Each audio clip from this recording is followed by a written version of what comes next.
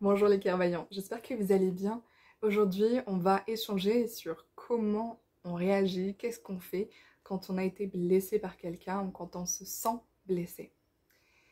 Cette vidéo, elle est pour toi si dans un moment dans ta vie, tu t'es senti blessé et que t'as pas su comment réagir, que t'as pas su quoi faire et que ça t'a peut-être emmené des ruminations, éventuellement une tristesse latente aussi et une perte de joie.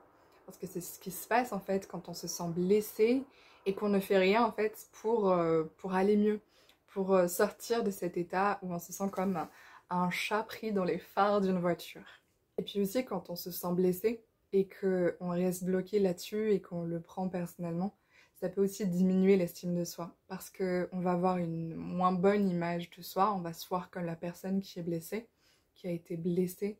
On va avoir ça aussi peut-être comme une injustice et comme si on reste bloqué là-dessus, dans cette énergie-là, dans ces émotions-là, eh bien on va sentir qu'on n'est pas capable en fait d'aller au-delà de ça. Et donc on va se sentir aussi diminué. Alors que quand on arrive à aller au-delà et à guérir de ces blessures-là, on va retrouver beaucoup de joie, beaucoup de gaieté, beaucoup d'émerveillement et beaucoup plus d'énergie aussi finalement qu'on aurait perdu si on serait resté en fait dans cette énergie-là. Et la toute première chose à faire pour ne plus te sentir piégé par les émotions du passé, c'est d'accepter les émotions telles qu'elles sont. Faire preuve de pleine présence et de compassion par rapport à ce que tu es en train de vivre. Alors, au lieu de tout de suite vouloir te dire que tu ne veux plus te sentir mal, ou alors remettre la faute sur les autres, et finalement rentrer dans ton mental, c'est d'accepter comment tu te sens et d'être pleinement présent par rapport à ça. Tu vas pouvoir faire l'état des lieux. Tu peux écrire si toi ça te plaît d'écrire, ou tu vas pouvoir simplement écouter ce qui se passe et faire ton auto-bilan, ton auto-analyse. Comment est-ce que tu te sens? Ok, je me sens blessée parce que il m'a dit ça, parce qu'elle m'a fait ça. Et donc moi, je me suis sentie comme ça. Et en fait, tu vas te rendre compte que nommer les choses a un pouvoir de guérison exceptionnel. Alors écoute-toi, nomme ce qu'il se passe sans t'y attacher, sans t'identifier à ça, mais tout de même en reconnaissant les choses telles qu'elles sont réellement. Parce que ce que tu ressens, les émotions que tu ressens, c'est complètement légitime, c'est complètement humain.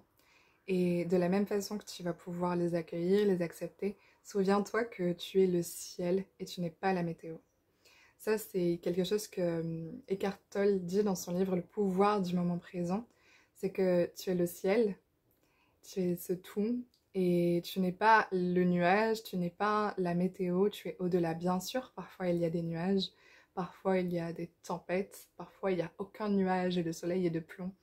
Mais tu n'es ni le soleil de plomb, ni les nuages. Parfois il se passe ça dans nos vies, donc on va venir l'accepter, le reconnaître, mais ne pas s'identifier à ça, parce que tu es toujours cette source au-delà de ça. Tu es toujours le soleil, tu es toujours, pardon, le ciel qui est au-delà de ces émotions-là. Donc c'est important de les reconnaître, mais ne pas s'y attacher, ne pas s'y identifier. Et donc prendre conscience de ce qui t'a blessé, comprendre pourquoi, l'identifier, ça va te permettre d'apprendre à te connaître. Et puis par la suite aussi de mieux poser tes limites, de mieux identifier tes besoins également. Et ça va t'aider à éviter d'être blessé de nouveau, même si en fait on ne peut jamais éviter d'être complètement blessé, mais disons que au moins tu vas poser ton cadre plutôt que d'être victime tout le temps de ce qui se passe. Donc déjà tu vas pouvoir mieux poser ton cadre également par la suite. Et la chose la plus précieuse selon moi, c'est de faire preuve de compassion, d'auto-compassion. Il y a un livre pour ça qui s'appelle S'aimer de Christine Neff, je le conseille à à toutes les femmes que j'accompagne en coaching clairvoyant. C'est de faire preuve d'auto-compassion.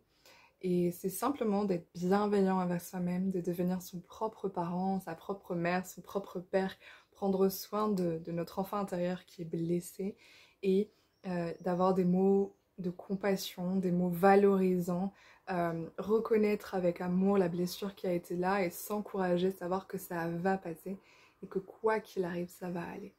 Donc l'autocompassion, c'est vraiment primordial. Et arrêter de se dire j'ai été trop bête, je suis trop naïve, je suis vraiment trop bip. il m'arrive que des choses comme ça. En fait, le dialogue négatif envers soi-même, petit à petit on va le remplacer, n'est-ce pas? C'est pas la meilleure des solutions. Et je t'invite vraiment de tout cœur à remplacer tout ce dialogue négatif par un dialogue positif et bienveillant envers toi-même. La troisième chose également, qui est primordiale pour eh bien, faire face au sentiment de blessure, mais aussi pour toutes les choses dans lesquelles ça va te challenger, c'est de le voir comme de la croissance, comme de l'apprentissage, comme le moyen de grandir, et pas comme quelque chose qui est venu saboter ton moral, qui t'a fait juste mal et où en fait tu vas être dans la rumination.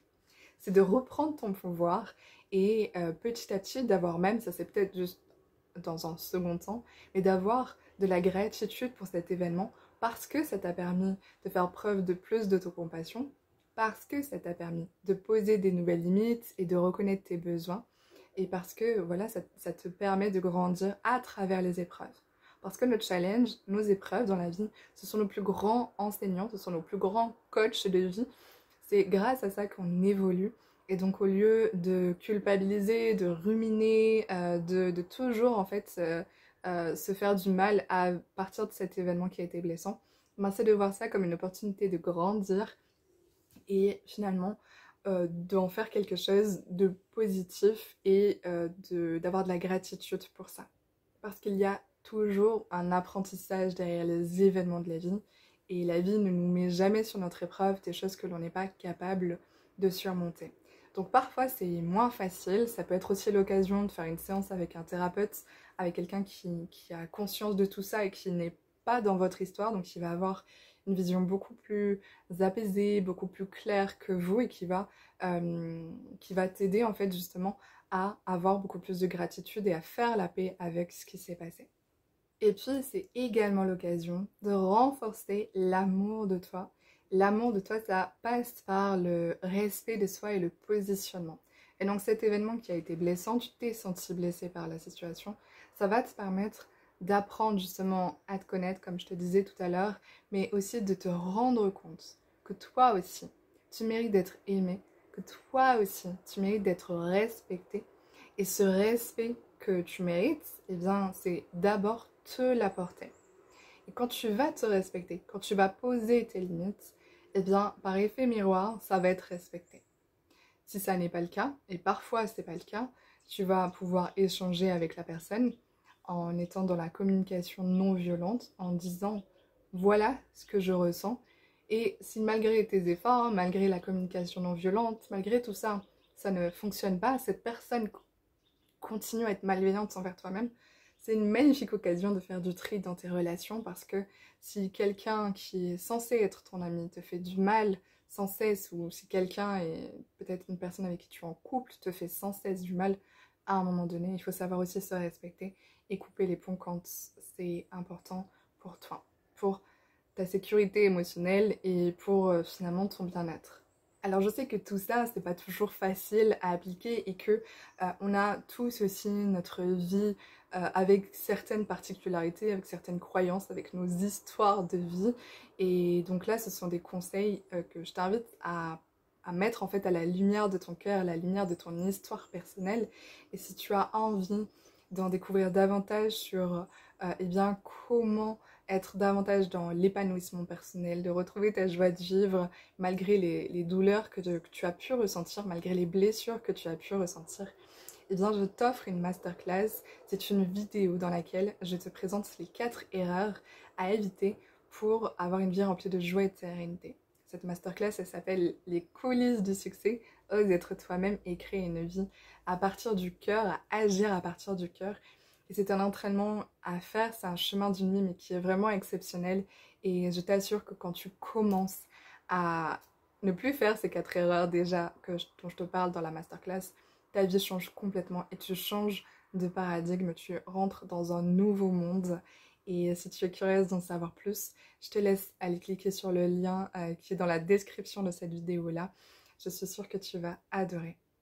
N'hésite pas à me dire toi dans les commentaires comment est-ce que tu te sens, comment tu réagis quand une personne te blesse, quand tu te sens blessé. Et en attendant, souviens-toi qu'à cœur vaillant, rien d'impossible.